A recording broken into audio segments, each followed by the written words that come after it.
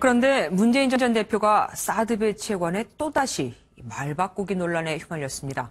처음엔 득보다 실이 많다며 사드 배치를 반대하다가 요즘 집권 가능성이 높아지자 꼭 취소하자는 건 아니라고 입장을 바꿨다는 겁니다.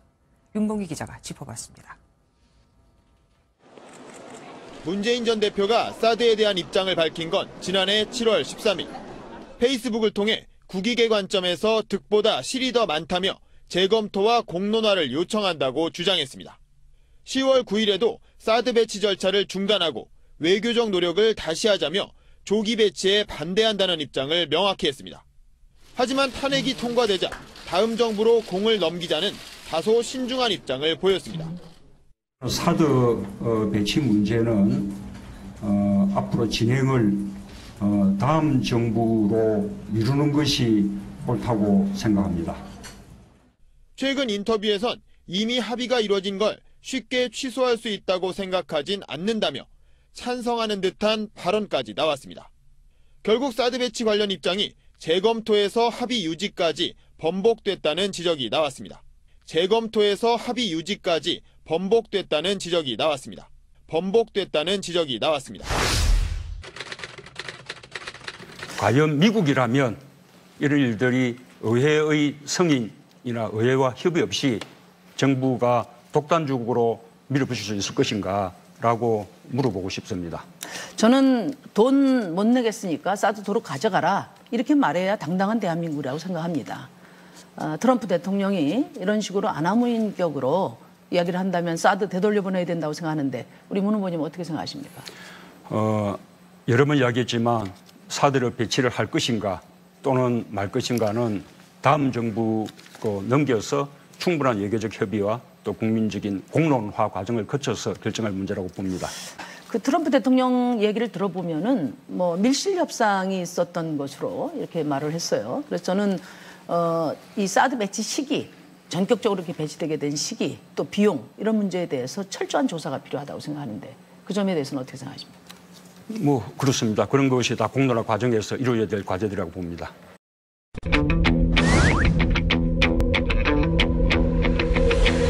사드 배치 10억 불 내라 그래도 우리 국회 비준 필요 없는 것입니까? 우리 국회 비준 필요 없는 것입니까?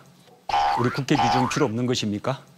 그거는 이미 양국 간에 합의가 다 된 사항이고 저는 트럼프 대통령이 그거는 오히려 다른 목적을 가지고 뭐라 그럴까요? 이 뭐 표현이 그렇습니다만 질러본 거라고 생각합니다. 양국 간에 합의가 이미 됐다 해도 양국 간에 10억 불 내는 게 아니라 돈 안 내는 걸로 이미 합의가 다 된 거 잘 아시지 않습니까? 오늘 국방부에서 발표했지 새 대통령이 미국의 새 대통령이 10불 내라고 하지 않습니까? 사드 구입하라는 것이죠. 미국의 새 대통령이 10불 내라고 하지 않습니까? 사드 구입하라는 것이죠.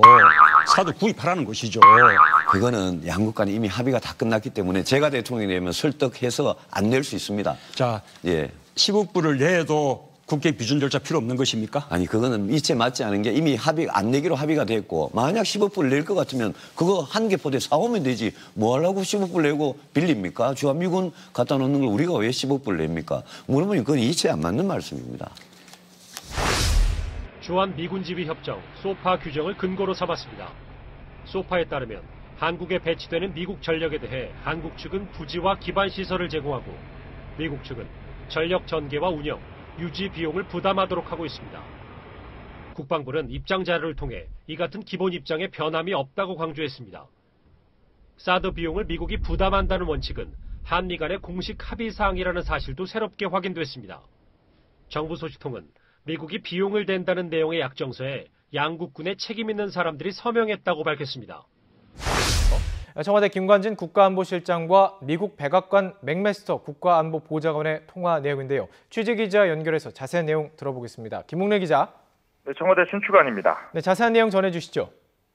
네, 김관진 국가안보실장과 맥마스터 국가안보보좌관이 오늘 오전 9시부터 35분 동안 전화통화를 했습니다. 이번 통화는 맥마스터 국가안보보좌관의 요청으로 이루어졌는데요. 통화에서 두 사람은 주한미군 사드 배치 비용 부담 문제를 집중적으로 논의했습니다.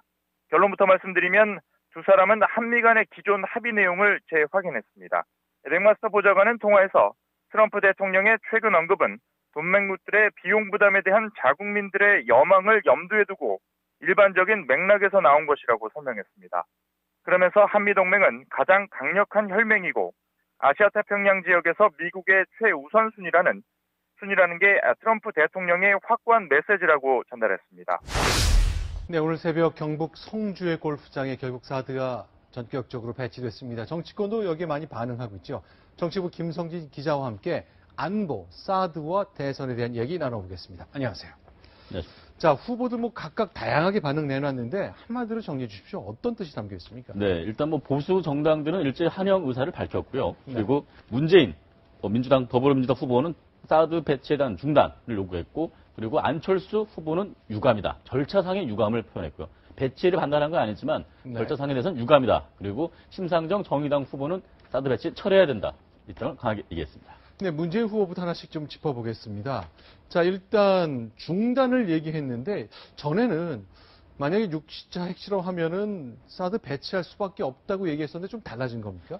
네, 지금 문재인 후보 같은 사드 배치 관련해서 사단 변신을 하고 있다. 그렇게 보시면 될 것 같습니다. 지난해 처음 사드 배치가 결정됐을 당시만 하더라도 문재인 후보 같은 경우에는 사드 배치 반대한다라고 얘기를 했습니다. 네. 그리고 지난해 당내 경선을 치르면서 안희정 지사가 계속 사드 배치에 대해서 찬성 쪽으로 돌아서고 이재명 성남시장이 반대를 강하게 얘기하다 보니까 중간에서 차기 정부로 넘기자라는 신중론을 제시하기 시작했습니다.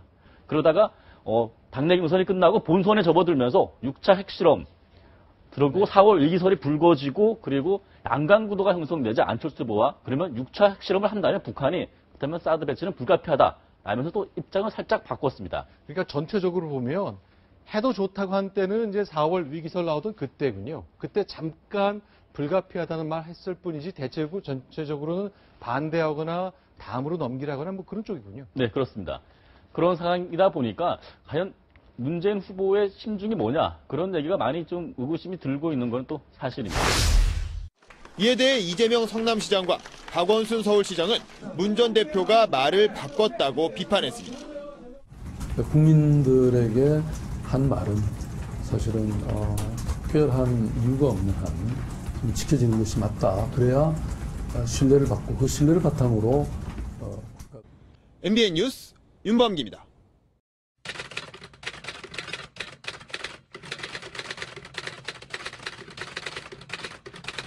저는 개성공단 폐쇄 결정에 반대합니다. 단순한 반대가 아니라 정말 화가 납니다.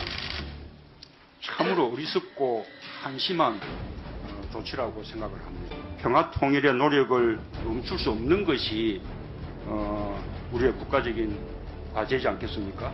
그런데 이렇게 박근혜 지금 정부는 아주 적극적으로, 감정적으로 역대 정부가 노력해서 이렇게 만든 개성공단을 하루아침에 폐쇄해버린 거 아니에요? 이런 어리석은 국가 전략이 있을 수 있나요?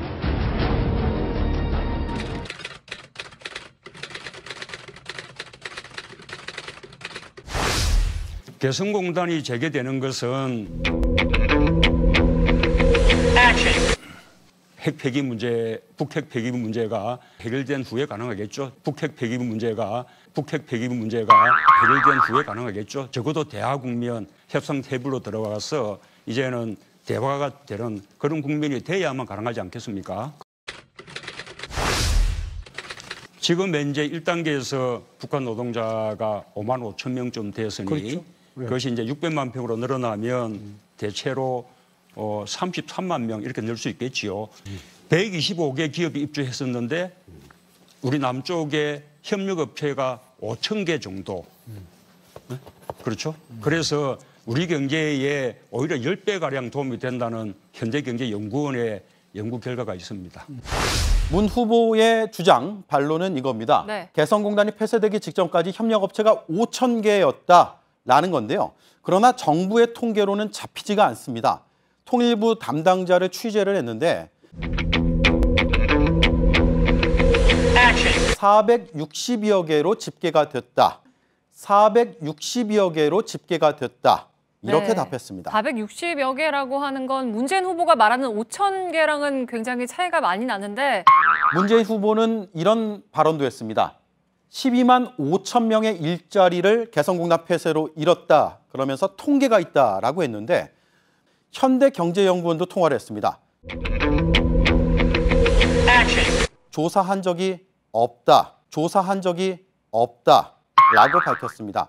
개성공단 기업협회는 개성공단을 추진한 LH공사의 자료를 잘못 인용했다라고 답을 했습니다. LH의 분석은요, 저 아래입니다.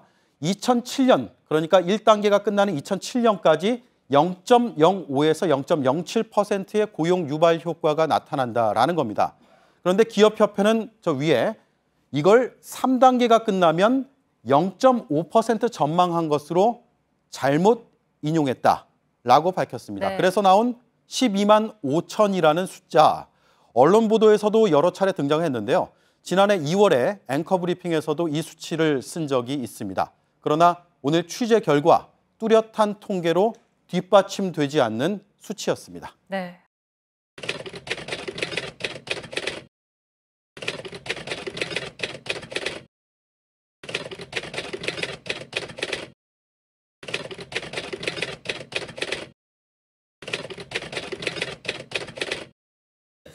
강렬하게 반대했죠.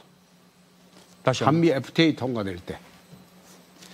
우리는 한미 FTA를 우리가 문재인 체결한 후보, 문재인 후보 사람들이죠. 지금 발언 시간을 초과했습니다. 자, 홍준표 후보께서 말씀을 해주시죠. 아니 2011년도 한미 FTA가 체결이 됐을 때 민주당에서 얼싸늑약이라고 했습니다. 그리고 저보고 매국노라고 했어요. 근데 지금 와서 거꾸로 트럼프가 이게 불평등 조약이라고 개정을 요구하고 있습니다. 민주당이 무슨 말을 할지 내가 참 의아스럽습니다. 자, 한미 FTA를 체결한 사람이 자, 우리 문재인 아닙니까? 후보. 한미 FTA를 체결한 사람이 자, 우리 문재인 아닙니까? 후보. 자, 시간 다 한미 초과됐고요. FTA를 우리가 체결했지 자, 어떻게? 홍준표 후보 저 좀 쳐다봐 주시겠어요? 시간 지금 다 초과됐습니다. 저희는 한미 FTA를 우리가 문재인 체결한 후보, 문재인 후보 사람들이죠. 지금 발언 시간을 초과했습니다. 자, 그 거짓말을 저래 해가지고 대통령 되겠어요? 대통령이 뻔한 거짓말을 해요. 한미 FTA 내 체류탄 속에서 내가 통과시킨 거 아니에요? 2011년, 그러니까 홍준표 후보의 말대로 통진당의 체류탄, 본회의장의 체류탄 사건가 터지면서까지 비준동의가 통과가 됐고 이후에 발효가 된 겁니다.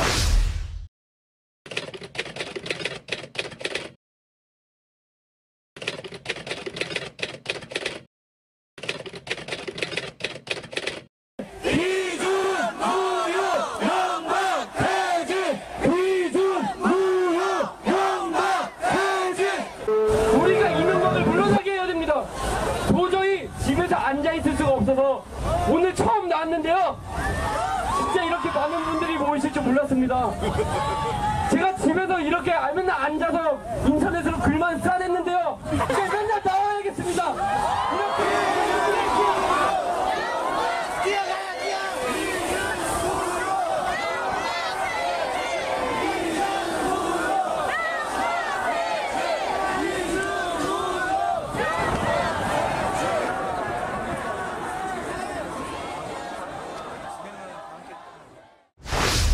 오늘 뭐 이렇게 더 아주 구체적인 한미 FTA에 대해서는 우리에게 조금 일렀던 것이 아닌가. 그 당시 우리가 말하자면 이렇게 세계적인 조류였던 어떤 신자유주의 그런 흐름 속에 우리도 이렇게 이제 너무 빠졌던 것 아닌가.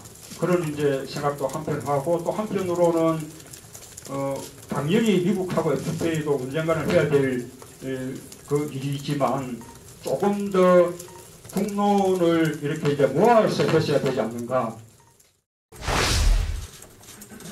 민주당에서 밝힌 입장하고 같습니다. 한미 FTA는 민주당에서 밝힌 입장하고 그 민주통합당에서 밝힌 입장하고 똑같습니다. 다른 이명박 정부는 다시 오바마 미국 대통령에게 잘 보이기 위해서 한미 FTA 부격적인 재협상을 했습니다. 이번에는 국민의 안전과 국민의 건강, 생명을 팔았습니다. 우리 국민들의 이익을 침해하고 국가의 이익을 손상하는 협상은 결코 있을 수가 없습니다. 우리 민주당은 오늘 아침 의원 총회를 통해서 한미 FTA 결코 받아들일 수 없다. 한미 FTA 비준 반대를 당론으로 결정했음을 이 자리에서 국민 여러분께 분명히 밝혀두는 바입니다. 더더군다나 이명박 정부는 국민 사기극임이 판명되고 있습니다. 야5당과 우리 국민들과 함께 시민사회단체들과 함께 앞으로 FTA 비준 반대를 위해서 전 국민이 볼런티어할 것임을 이 자리에서 국민 앞에 선언하는 것입니다. 우리 모두 주권 국가로서 기본마저 져버린 굴욕 협상이었음이 만천하에 드러났다. 한미 FTA에서 우리나라가 얻을 것이라곤 아무것도 없음이 이번 재협상에서 극명하게 드러났다. 요구하는 것은 하나도 없이 오로지 이럴 것밖에 없는 협상, 내줄 것밖에 없는 협상을 도저히 받아들일 수 없다. 한미 FTA 재협상은 원천 무효이며 전면 재검토되어야 마땅할 것이다. 따라서 오늘 우리는 다음과 같이 주장하는 바이다. 제가 선정하면 나중에 확정해 주시기 바랍니다. 국민 기반, 국회 기반 한미 FTA 재협상안 즉각 폐기하라! 굴욕 협상 주권 포기 한미 FTA 재협상안 강력 중지하자!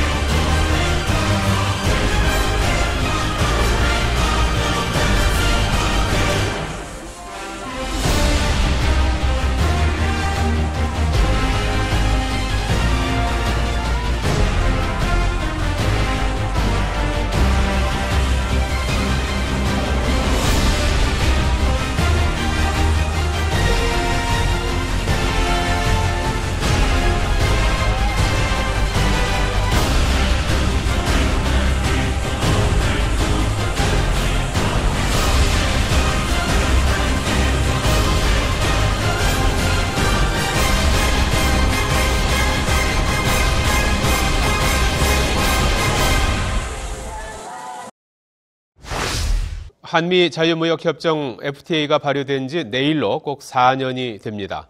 자동차를 중심으로 국내 기업들의 대미 수출이 늘면서 미국 수입시장 점유율이 15년 만에 최고치를 기록했습니다. 김병용 기자입니다. 한미 자유무역협정이 발효된 지 4년. 대외 여건이 악화되면서 수출이 14개월 연속 줄어들고 있는 가운데 그나마 대비 수출은 FTA 효과로 선방하고 있습니다.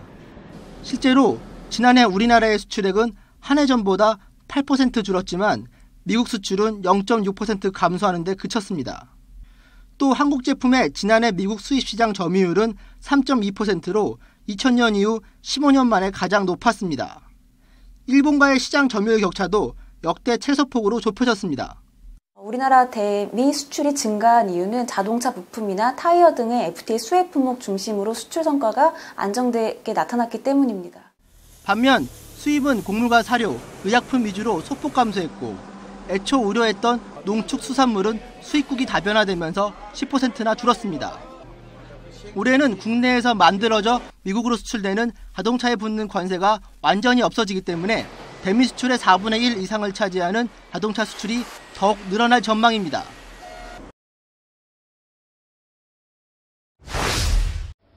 우리는 한미 FTA를 우리가 체결한 문재인 후보 사람들이죠. 지금 발언 시간을 초과했습니다. 자, 그 거짓말을 전에 해가지고 대통령 되겠어요?